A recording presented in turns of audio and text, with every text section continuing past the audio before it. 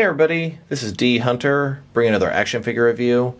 Today, we're going to be looking at the Hasbro G.I. Joe classified 6-inch scale first assortment of action figures.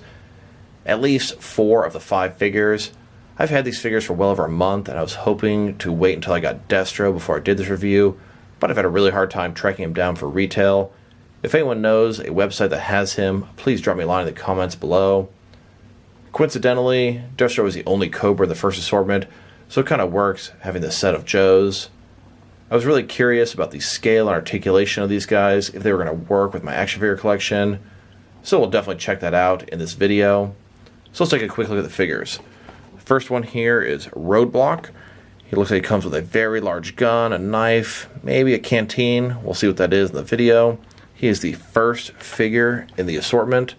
The next one, and this is one of my favorite G.I. Joes out there, Snake Eyes. He looks great, comes with a ton of weapons and a backpack.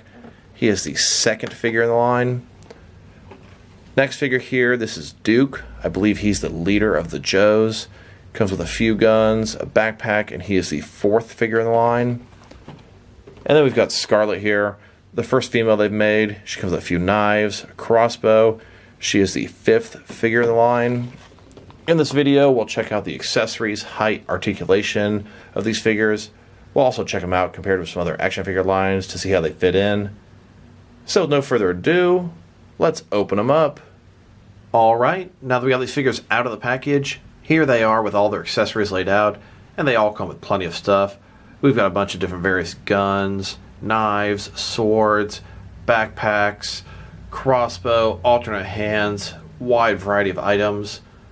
I'll tell you, from handling these guys, they are pretty nice. They are articulated fantastic. The attention to detail is pretty nice. I'm not really seeing any problems with them. Snake Eyes a little bit shorter than Duke and Roadblock, and I wish he was a little bit taller, but I'm definitely liking what I'm seeing so far. The gun's a little bit basic, but the figures themselves are excellent. As a kid, I had Roadblock, Snake Eyes, Duke, and Scarlet. Snake Eyes was one of my favorite G.I. Joes. I remember as a little kid, I always thought he was one of the Cobra members. Eventually found out from the comics that he was a Joe, and I switched him in my playtime.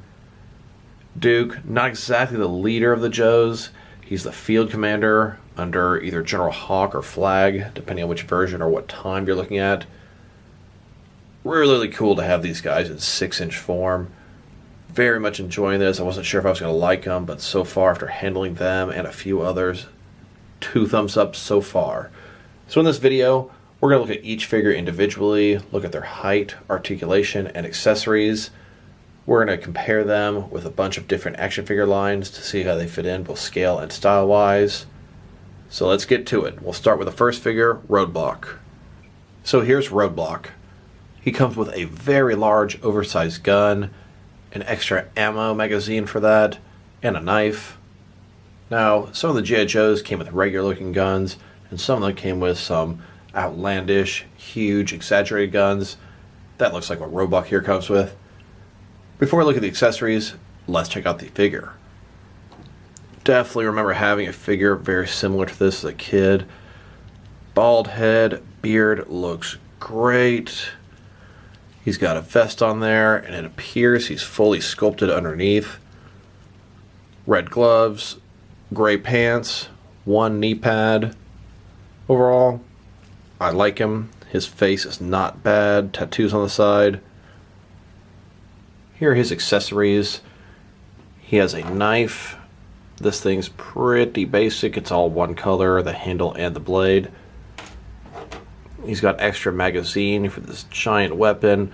Whether it shoots bullets or some kind of energy, I can't really tell. And then here's this giant weapon. You see it's got a handle at the top, the trigger at the bottom. I don't know, I imagine this part here sort of rotates as it starts shooting. Huge, not very practical for a military type figure, but cool nonetheless. Here he is holding his knife. Nothing really spectacular going on there. As far as knives go, this knife's actually pretty bad and basic. It's a cool sculpt, but it sure could have used a different paint for the handle and the blade. And it looks like this knife does holster into his chest area. Mine here sort of painted over. I'm hoping I can just push the knife through that extra paint. And the knife slid in there just fine. able to push right through that paint. I always love when you're able to holster a weapon onto a figure. Here he is holding this crazy giant gun. He's got his left hand holding the top and his right hand at the trigger. He does have a trigger finger, fits in there very nicely. Here's a look at the gun. And it doesn't currently have the magazine in. Take that, slap it inside. Looks like so. Pretty cool feature there. Now that we've taken a pretty good look at both the figure and its accessories, now let's check out his height. From bottom to top, Roadblock is sitting at about 6.6 inches tall, which is going to translate to a hair under 17 centimeters. Now let's check out his articulation, and I must say, it is very nice. Of course, his head can rotate from side to side. He can look down that much. He can look up about that far. Very impressive. His head can sort of go forward and back a little bit. In addition to all that, he has articulation at the base of his neck, giving him just a incredible range of motion with his head. Shoulders on a ball joint. They can go up a little bit more than 90 degrees, up, down, around, all that good stuff. He does have a butterfly joint between his shoulder and chest. He's got a bicep cut below that. Double jointed elbows. They can go all the way in. His wrist can rotate around, and it's hinged as well. Then you can't really see what's going on under here. Seems like he has an ab crunch though, forward and back. Then he's got a ball joint. Can rotate around here and go forward and back even more. Legs are on ball joints, so they can completely do the splits. Forward, pretty much completely. Back, not at all. Thigh cut. Double jointed knees. Boot cut. And his foot goes up, down, and it can tilt, rock, rotate sort of at the same time. Like I said, very impressed with his articulation. Now let's look at Snake Eyes, the second figure in the line. Snake Eyes has always been one of my favorite G.I. Joes, and I'm sure a lot of people can say the same. He comes with a sword and sheath, a knife, a machine gun, a pistol with a suppressed silencer, and a backpack. But before we look at the accessories, let's check out the actual figure.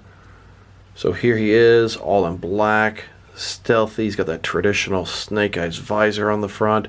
He's got a lot of rubber, removable parts. He's got the sash of grenades here in the center. Kind of see what it looks like underneath. He's got a couple different straps on his arms with pouches on them. They can be pulled up, down, removed. He's got a belt here in the middle. He's got two different holsters for various weapons. Black boots, double jointed knees, double jointed elbows. All the articulation from the other figure just looking very nice on Snake Eyes here. Now let's check out his accessories. Let's start off with his backpack. All black, got a bunch of pouches, some silver straps. It looks very nice. It's got a peg to connect it to the peg hole on his back. Here he is wearing his backpack. You might not be able to tell very well from the front, but if you spin him around. Now let's check out his knife, sword, and sheath. His knife here, you can see on the blade, it's got some sculpting detail. There's some cuts here. And on the handle, it's curved. And then his sword here, let's look at the handle first. Got some nice sculpting detail in there. Got some cuts in here. And then the blade sort of pointed at the top. Then we got his sheath. This thing has a peg, so you can insert it either into his back or his backpack. It's got nice texture along the edge here. And of course, you can put the sword inside. Here he is holding his knife. Nothing really special going on here. The sculpt is pretty nice, but the fact that it's all black loses some of the detail. Here's his knife holstered onto his leg. Unfortunately, something's wrong with my holster and the knife can't go all the way in. Here he is holding his sword, the weapon of choice I usually use for Snake Eyes. Here's his sword into the sheath. You could attach it to his backpack like so. Or you could remove his backpack and put his sheath straight onto his back. Now let's look at his guns. He's got the pistol here, pretty basic looking. It does have a hole in it, so we can attach to a peg. It also has a silencer you can attach. Then we've got his machine gun. It also has a hole so you can attach it to a peg. And it has a peg so you can attach it to a variety of different places. Here he is holding his pistol, and here it is with the silencer attached, and he has a holster on his other leg for his pistol. Then here he is holding his machine gun. Unfortunately, the silencer does not fit on that as well. And it looks like you're able to holster or harness his machine gun in 3 different places. You could remove his backpack and attach it straight onto his back. You could also attach it to the side of his backpack. And if you wanted him to hold all of his weapons at once, you can have his sword on his backpack, his pistol into the holster, and the machine gun attached alongside like so. A lot of different options to stow away his weapons. And you can even stow away his silencer at the front of his holster. And now let's check out his height. From bottom to top, Snake Eyes is sitting at about 6.25 inches tall, which is going to translate to about 16 centimeters. And now let's check out his articulation. Starting with his head here, of course it can rotate from side to side. You can look down all the way and up quite a bit as well. Just like the other figure, he does have a ball at the top of his neck and at the bottom, giving him a very nice range of motion here. Shoulders on a ball joint, they can go out a little bit more than 90 degrees, up, down, around, all that good stuff. He also has a butterfly joint right here. He's got a bicep cut below that, double jointed elbows below that, they can go in about that far. Wrist can rotate around and it's going to be hinged as well. He's got an ab crunch in there. He's got a ball joint at his waist area, can rotate around, can also go in and out a lot. Legs are a ball joint, they can go out pretty much a full splits. They can go forward about that far, back really not at all.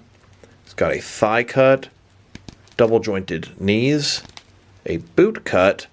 His feet go up and down, and they can sort of tilt, rotate at the same time. Now let's look at Duke. He's the 4th figure in the line, and pretty much the leader of the Joes. He's the field commander. Don't get me wrong, he is taking orders for some brass general behind the scenes.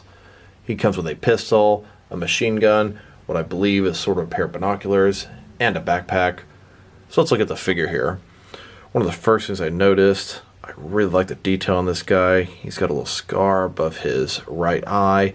His hair looks great.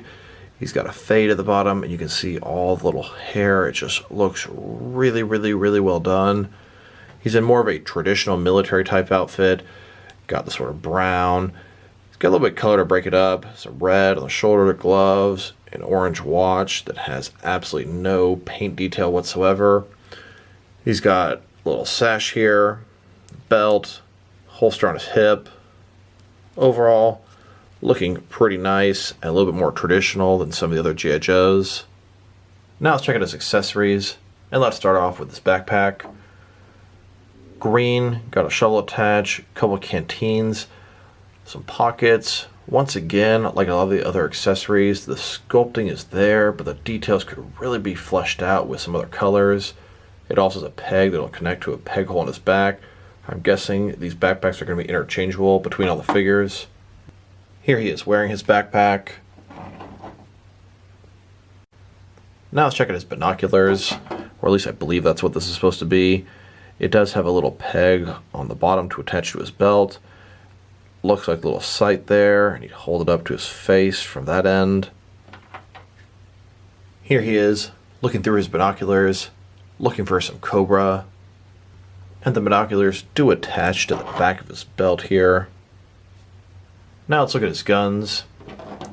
He comes with both a pistol, and this thing has gold on the top. The rest is sort of a gray color. Then he also has a rifle with a scope on it. This also has some gold trim on it, gray, and a little bit of blue at the end there. Here he is holding his pistol, and here it is holstered onto his side. Here he is holding his rifle, one hand holding the trigger and the second hand supporting the weapon. Now let's check out his height. Duke, from bottom to top, is sitting at about 6.3 inches tall.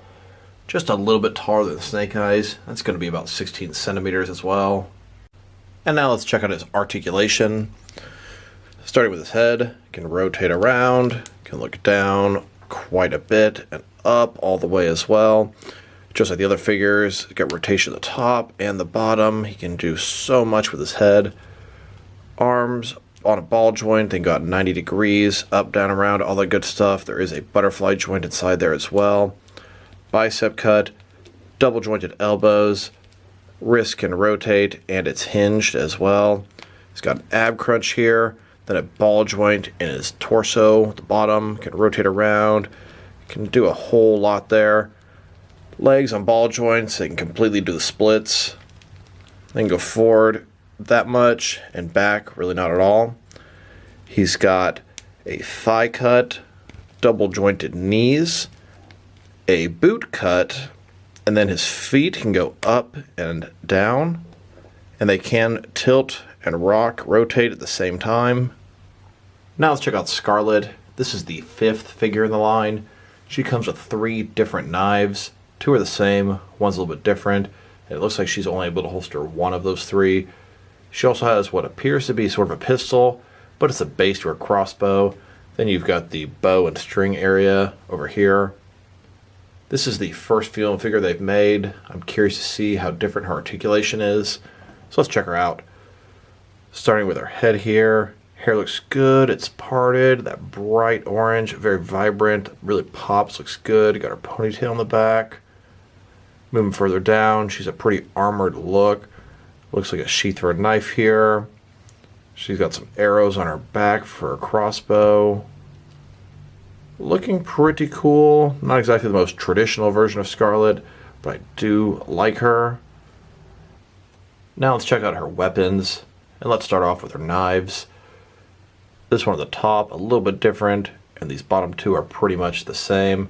Once again, her accessories are all colored in one color black, and it loses some of the detail in translation. Here she is holding her first knife. I believe this is the one intended for her holster. And yep, fits right in there on her chest. Here she is holding her other 2 knives. And it looks like she can holster these knives in the back in her quiver. Now let's look at her crossbow. By itself, it sort of looks like a pistol, but it doesn't look complete as it has this big sort of gap in there.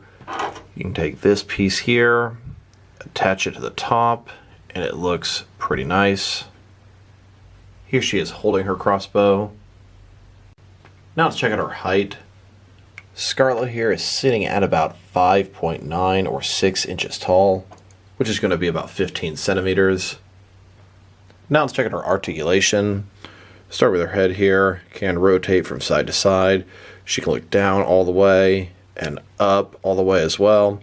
Just like the other figures, she has rotation at the top and bottom of her neck, although I'm getting a little bit less out of her than the others. Shoulders on a ball joint, then go out a little bit less than 90 degrees, not too bad, up, down, around, all that good stuff. She also has a butterfly joint in here. No bicep cut. Looks like single jointed elbows with a rotation at the top. Her wrist can rotate around, and it is also hinged. She has not exactly an ab crunch, but a ball joint up here, can rotate around, can also go in and out a lot.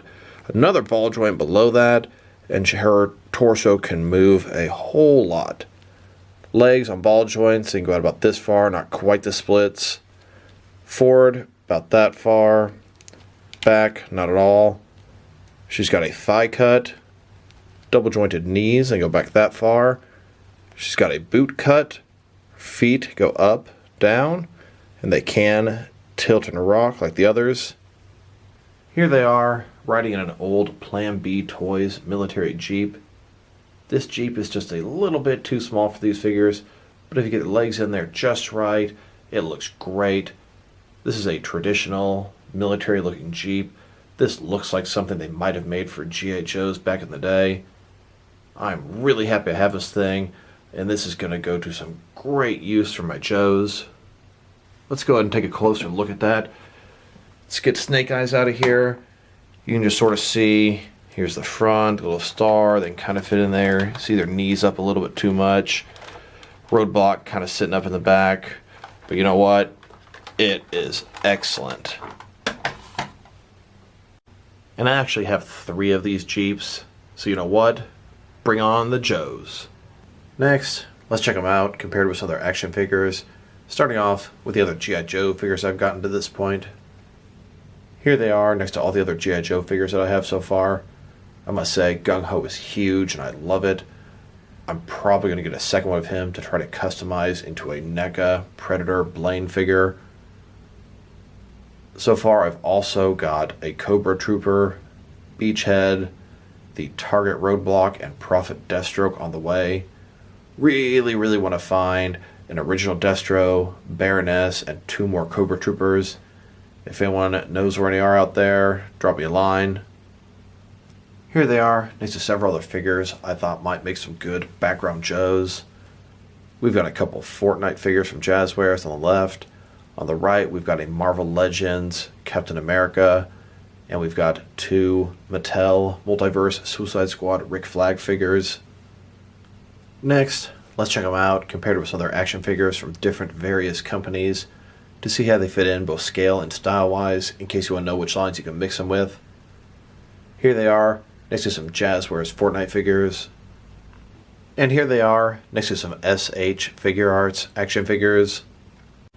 Then, with some Hasbro Marvel Legends. And here they are, next to some Mafex figures. Then, next to some Mattel DC Universe Classics and Multiverse figures. And here they are, next to some Mezco 1/12 cloth soft goods action figures.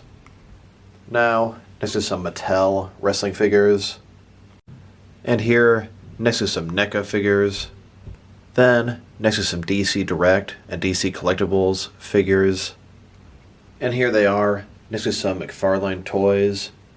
And finally, here they are, next to some DST or Diamond Select toys. So overall, I'm going to have to say I really like these figures. They have surpassed my expectations. Hasbro, getting the G.I. Joe license, sounded awesome, but sometimes these things don't work out the way you'd like them to. In my opinion, for example, Star Wars Black is just way too small. I wish they were a little bigger. These G.I. Joe figures are about the size of Marvel Legends, and I feel like maybe even a hair bigger. Their articulation is superb. It is better than Marvel Legends, and that is just amazing. These guys also look great. Very pleased so far. From what I've seen, this line looks to be crazy successful. It's selling out at every Target at Walmart I go to. I can't wait to see what vehicles are upcoming. I know we got that motorcycle, but we could have a military Jeep, maybe a helicopter, and can you imagine that coveted G.I. Joe base? Oh, that would be excellent if they did some HasLab type thing. Who knows what the future will hold. Anyway, looking forward to completing the G.I. Joe Classified Collection. Can't wait to see what's next. These figures are definitely reminding me of my childhood. I love playing G.I. Joes. Back in the old day, good times. So this is D Hunter. Thank you guys for watching this video. If you liked the video, press like below. If you have anything you want to say about the video, add to the comment section. If you want to see additional action figure reviews from me, press subscribe. I do appreciate when you do that. Once again, this is D Hunter. Thank you guys for watching this video, and I will talk to you guys real soon.